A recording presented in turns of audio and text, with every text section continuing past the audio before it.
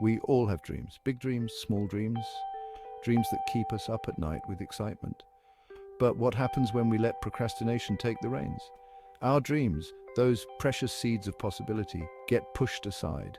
They wither under the weight of inaction. Procrastination is a thief. It steals our time, our energy, and our potential. It whispers doubts in our ears, telling us we're not ready, not good enough, not capable of achieving what we desire. But here's the truth. We are enough. We are capable. The longer we wait, the harder it becomes to start. The weight of the task grows heavier with each passing day. We start to doubt ourselves, our abilities, and the validity of our dreams. This is the insidious nature of procrastination. It's time to break free from this cycle. It's time to reclaim our power and start living the lives we were meant to live. Procrastination isn't about laziness. It's often a symptom of deeper fears and insecurities. We might fear failure, so we avoid starting at all. Or we might crave perfection, believing that if it can't be done flawlessly, it's not worth doing. Sometimes we're overwhelmed by the sheer size of a task. It feels too big, too daunting, so we choose to do something easier, something that provides instant gratification. Social media, video games, that extra episode of our favorite show. These distractions become our refuge from the discomfort of facing our responsibilities. Understanding why we procrastinate is the first step towards overcoming it. Once we identify our triggers, we can start developing strategies to combat them. Remember, awareness precedes action. The Great Wall of China, a testament to human ambition and perseverance, wasn't built overnight. It was constructed brick by brick, stone by stone. The same principle applies to our dreams. Instead of getting overwhelmed by the enormity of our goals, let's break them down into smaller, more manageable steps. Leonardo da Vinci, the epitome of a Renaissance polymath, understood this well. He approached his work with meticulous planning, dividing his projects into smaller, interconnected tasks. This approach allowed him to make consistent progress, even on his most ambitious endeavors.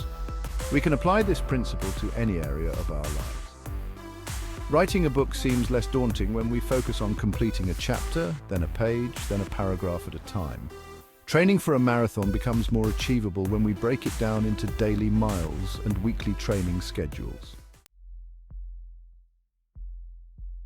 Developed as a time management method, the Pomodoro technique is a simple yet effective strategy for enhancing focus and combating procrastination. Here's how it works. Set a timer for 25 minutes and dedicate yourself entirely to the task at hand. Avoid all distractions, no phones, no emails, no multitasking. Once the timer goes off, take a 5-minute break. Repeat this cycle 4 times, then reward yourself with a longer break of 20 to 30 minutes. This technique leverages our brain's natural rhythm of focus and rest.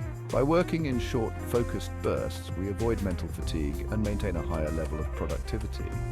The built-in breaks serve as mini rewards, making the work feel less overwhelming and more enjoyable.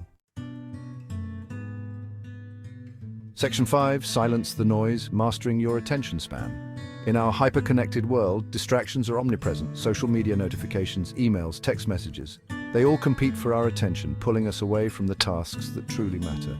To win the battle against procrastination, we need to become masters of our attention spans. Start by identifying your biggest distractions. Are you constantly checking your phone? Do you get lost in the endless scroll of social media? Once you've pinpointed the culprits, create strategies to minimize their impact. Designate specific times for checking emails and social media. Turn off notifications, put your phone on silent, or use website blockers to create a distraction-free environment. Remember, focus is a muscle that needs to be trained. The more we practice resisting distractions, the stronger our attention spans become. Section 6. The deadline effect, harnessing the power of urgency. Deadlines, often perceived as sources of stress, can be powerful motivators. The looming pressure of a deadline has a way of focusing the mind and igniting action. Think about your own experiences. Have you ever noticed how much more productive you become when a deadline is approaching? One of history's most prolific writers, Agatha Christie, famously procrastinated until deadlines loomed large. The pressure, it seemed, fueled her creativity and propelled her to produce some of her most captivating works. While we don't recommend waiting until the 11th hour, We can learn from Agatha's approach. We can create our own deadlines, even for tasks without external pressures. Setting self-imposed deadlines and holding ourselves accountable to them can provide the necessary impetus to overcome procrastination and get things done. Section 7, the sweet taste of success, rewarding your efforts. Imagine this. You finally tackled a task that's been lingering on your to-do list for weeks. The sense of accomplishment is undeniable. You feel lighter, freer, and more confident in your abilities. Now imagine multiplying that feeling by consistently rewarding yourself for your efforts. Rewards don't have to be grand or expensive. They can be as simple as taking a walk in nature, enjoying a cup of tea, listening to your favorite music, or spending time with loved ones. The key is to choose rewards that are meaningful to you and align with your values. By associating task completion with positive reinforcement, we create a positive feedback loop. Our brains start to associate productivity with pleasure, making it more likely we'll repeat the behavior in the future. Section 8, progress, not perfection. The art of starting. Perfectionism, often disguised as a virtue, can be a major obstacle to progress. We strive for flawlessness, for the ideal outcome, and in the process we paralyze ourselves with fear and indecision. We get caught in the trap of analysis paralysis, overthinking and overplanning, but never actually taking that crucial first step. Remember, done is better than perfect. Embrace the imperfections, the stumbles, and the learning curves that come with the territory of growth. Instead of waiting for the perfect moment, the perfect plan, the perfect conditions, start now. Start where you are with what you have. Action breeds clarity. As we take those first steps, even if they're imperfect, we gain momentum and clarity. Section 9, reflect, refine, repeat, the path to continuous growth. Overcoming procrastination is not a destination, it's a journey. It's about continuous improvement, about learning from our experiences and refining our strategies along the way. What works for one person might not work for another. The key is to find what works best for you, what motivates you, and what helps you stay on track. Regular reflection is essential to this process.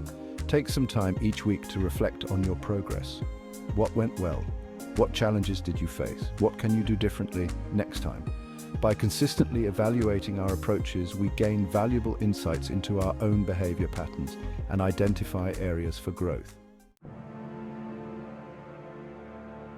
Section 10. From procrastinator to producer, inspiring stories, actionable advice. Throughout history, countless individuals have battled procrastination and emerged victorious. Take Leonardo da Vinci, for example. He was a master of procrastination, yet he managed to produce some of the most iconic works of art and revolutionize multiple fields of study. How did he do it? By breaking down his projects into smaller, manageable steps and focusing on making consistent progress, even if it was just a few brush strokes a day. Then there's Eleanor Roosevelt, a woman who transformed from a shy, self-conscious young woman into a global icon and champion of human rights. She once said, "Do one thing every day that scares you." Her words remind us that growth and progress lie outside our comfort zones. These stories and countless others serve as powerful reminders that we are not alone in our struggles. Procrastination is a common human experience, but it doesn't have to define us.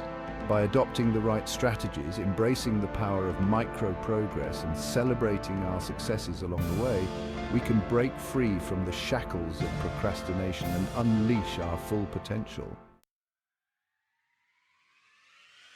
Section 11. Your time to shine. Embrace the now. Unleash your potential. The present moment is all we have. Yesterday is gone. Tomorrow is yet to come.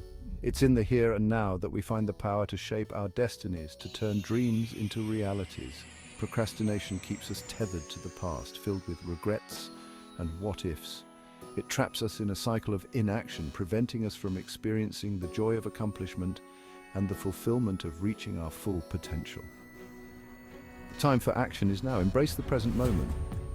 Take that first step, no matter how small.